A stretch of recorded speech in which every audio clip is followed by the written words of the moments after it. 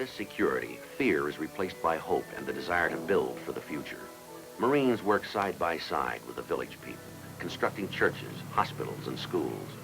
American generosity provides the building tools, even the very bricks and mortar.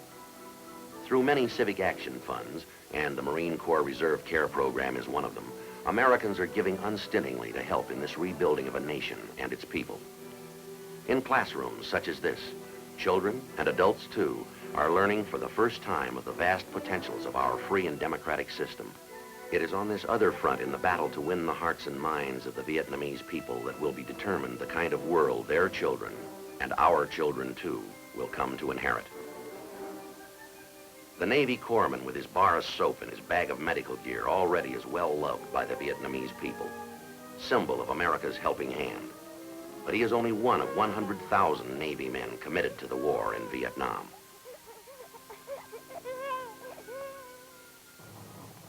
For many of the Blue Jackets, it's an unusual new kind of shallow water warfare, operating fast, small boats, ground effects machines, and shallow draft transports.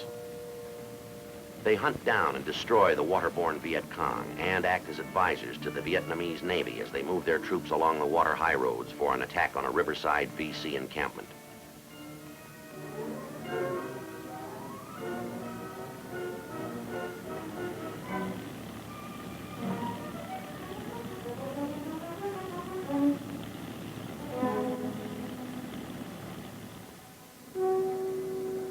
Just off the coast, other men of the Navy and Coast Guard are on constant patrol to stop and search thousands of small ships and junks. Many are carrying supplies intended for the Viet Cong. This blockade is known as Operation Market Time. It involves the surveillance of 1,000 miles of coast from the 17th parallel to the Gulf of Siam. Tough duty, but it's drying up one arterial lifeline from North Vietnam.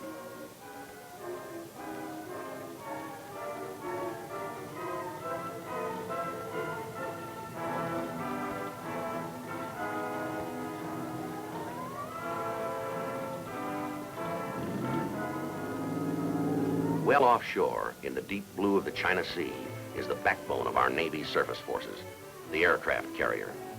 It's a floating mobile airbase complex. Over 4,000 men live and work on this seagoing city. To keep the ship in operation and its pilots in the air requires the effort of a community of freemen, engineers, clerks, doctors, mechanics, pipe fitters, radar men, cooks, and bakers. Their working day averages 12 hours. It can be 18 or even longer when air operations are underway and planes are being sent aloft at 30-second intervals.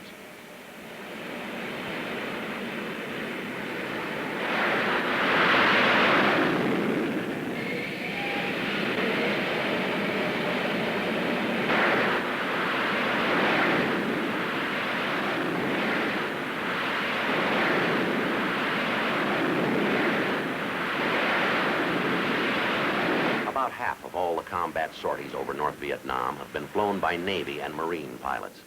It's a dangerous job, and sometimes not all the planes come safely back.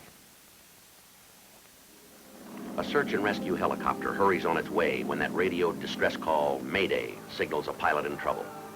He could be down in the open sea or deep in the jungle. Their job is to find him and bring him back. On this mission, photographed by a Navy cameraman, the pilot was forced to eject beside a rocky cliff along the forbidding coastline a few miles south of Haiphong. The helicopter cannot get close enough for a direct lift, so a swimmer hits the water.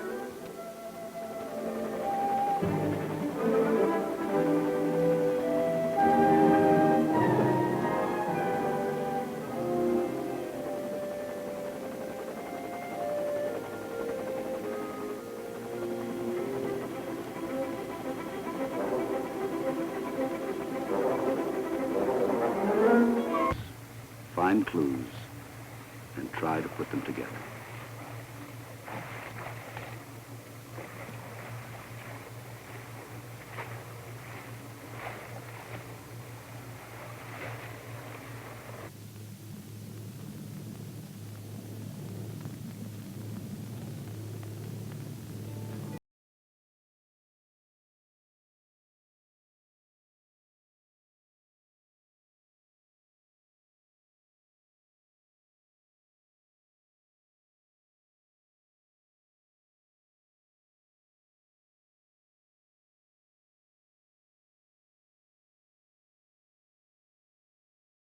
time by...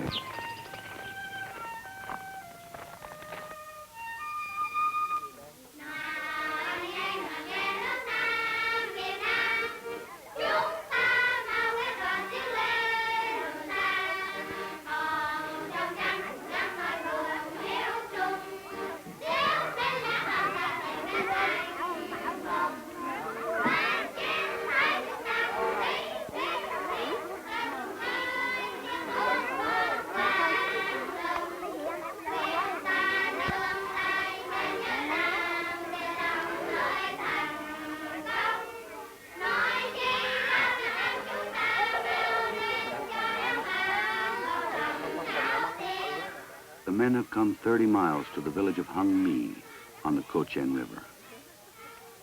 Most Vietnamese live in a village like this one. A community of 2,000 who work the land, raise livestock, and ply their local trades. But their otherwise simple lives are complicated by disease and infection. The corpsman has set up a clinic in the playground of the local school, where patients have already gathered. Soap and rainwater. Yeah. And you have him spread this on the areas that are itchy. Yeah. So that he'll... how many times? About twice a day. Cái đây mỗi ngày đấy, ông lấy ông rửa cái chung ứa đó, cho ông ngày 2 lần. Ngày 2 lần nhé, rửa xong rồi xích cái này lên. Còn cái này cứ 4 giờ uống 2 viên. Thôi. Yeah, anytime. Cái này bạn uống một ngày một viên. And then 2 every 4 hours.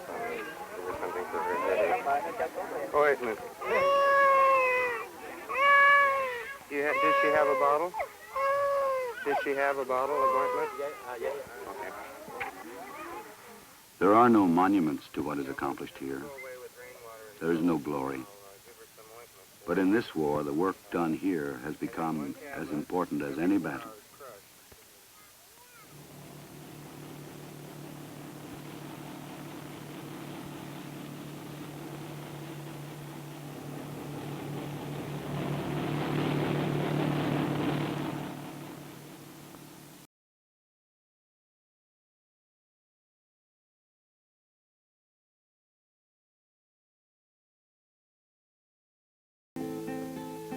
Days become weeks.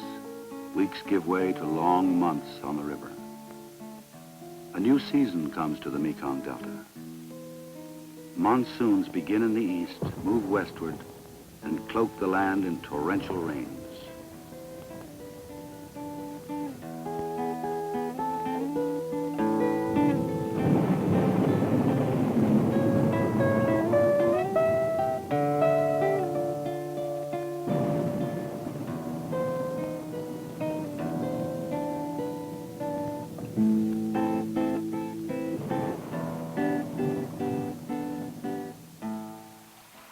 Wind and rain intrude into the life of every man, soaking everything, wearing away at the nerves. Pumps clog, motors fail, ammunition corrodes, and guns rust.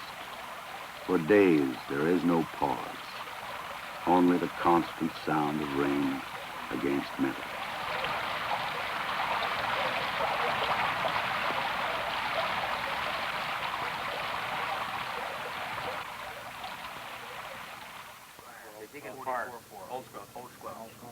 But the work of war goes on. The enemy has used the rains to his advantage. 2 companies of Viet Cong have been discovered on the shores of the Barley Canal, digging bunkers for an ambush. A plan is made. Patrol boats will transit the canal and act as decoys to force an encounter with the enemy. The ship's helicopters will remain on board, fueled and armed, ready for action. Charlie will expend a little more energy than he has been. So I want you people to be extremely cautious on the rivers.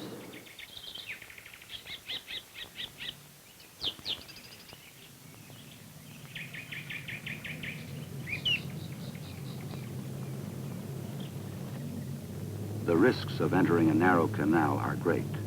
These shallow zones of water are the haven of the Viet Cong.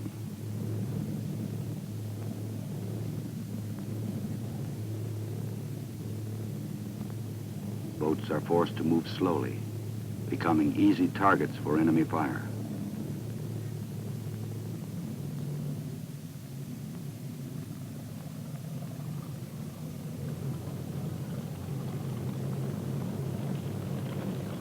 Unforeseen circumstances often dictate strategy. Despite all their preparation and planning, the men must turn back. The water has become too shallow. They are forced to find another route.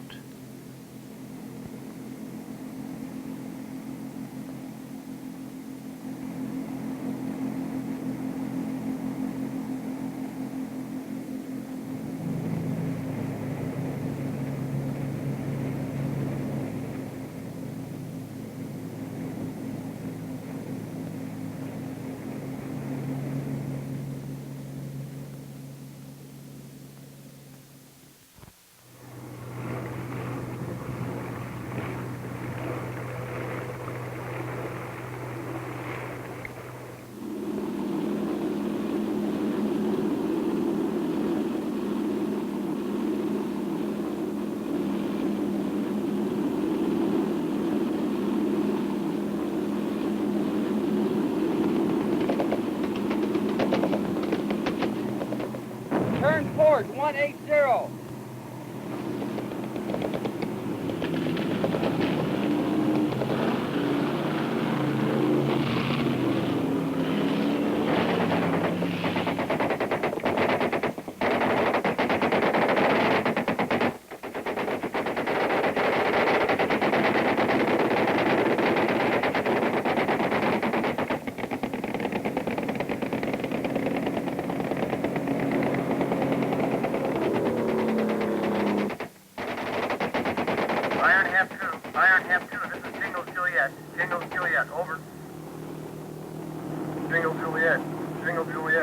Iron Hat 2, go ahead, over.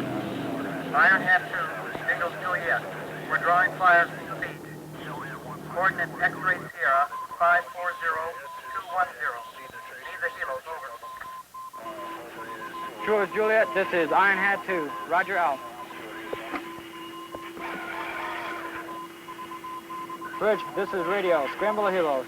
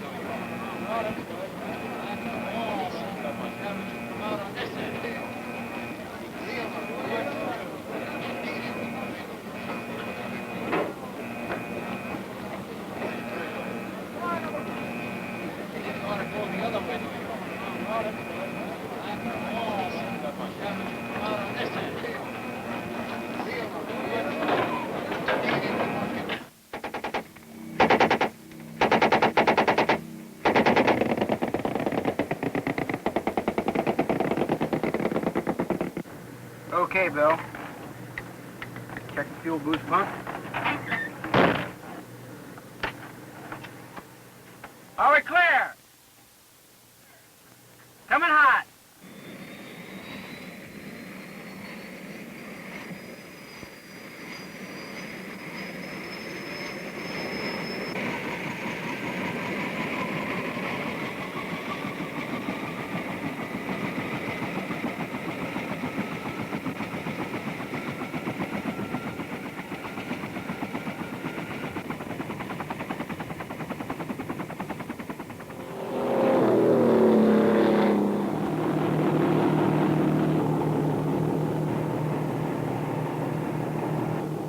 Turn forward 180.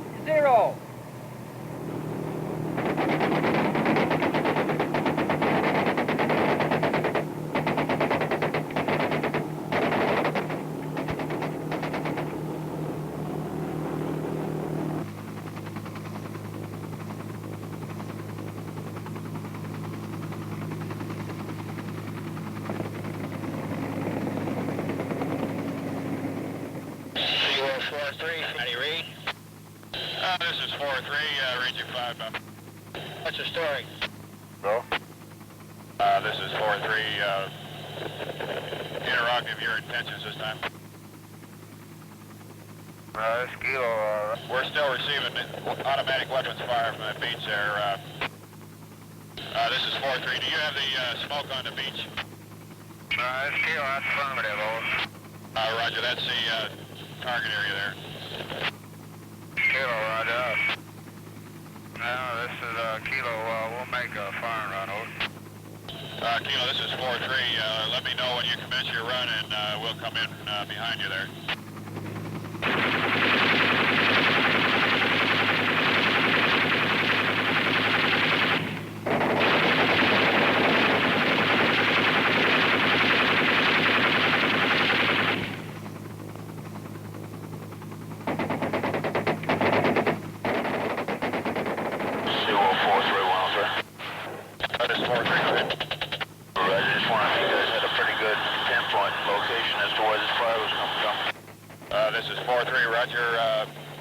Smoke in sight there. We received automatic weapons fire from the beach side and also from the tree line on either side of the smoke running from north to south. Over.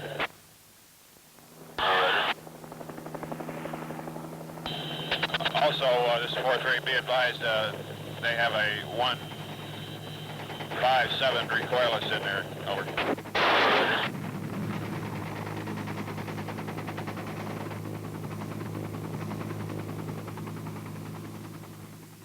The ordeal of this battle is over, but the victory has not yet been won. There is no rest now for these men. The enemy has shown himself. They must act quickly, decisively, to deny him his sanctuary. New targets out of reach of the PBRs have been located by the Vietnamese command center. Enemy gun emplacements, bunkers, and supply sampans. 801. I see what's happening. 905. People.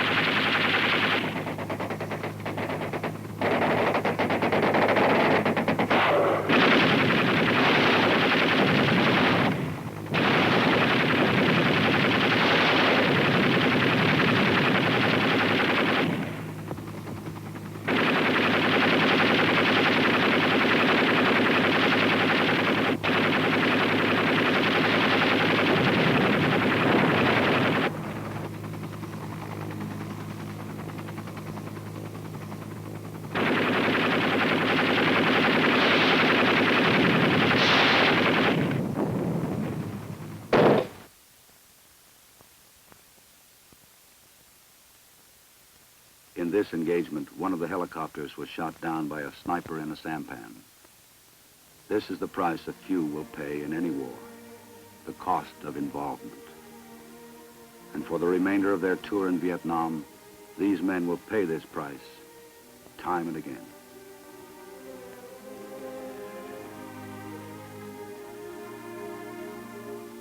They have faced the enemy.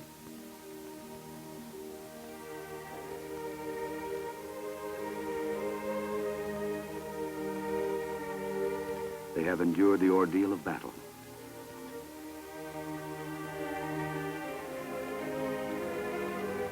They have won their badge of courage.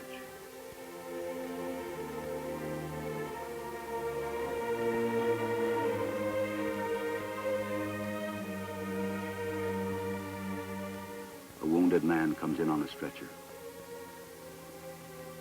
Another call to battle.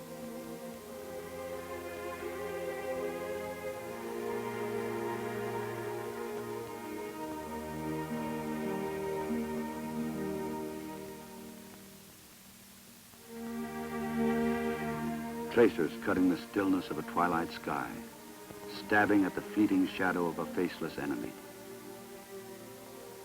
The smoke and flame of burning cordite, and the darkness of men at war.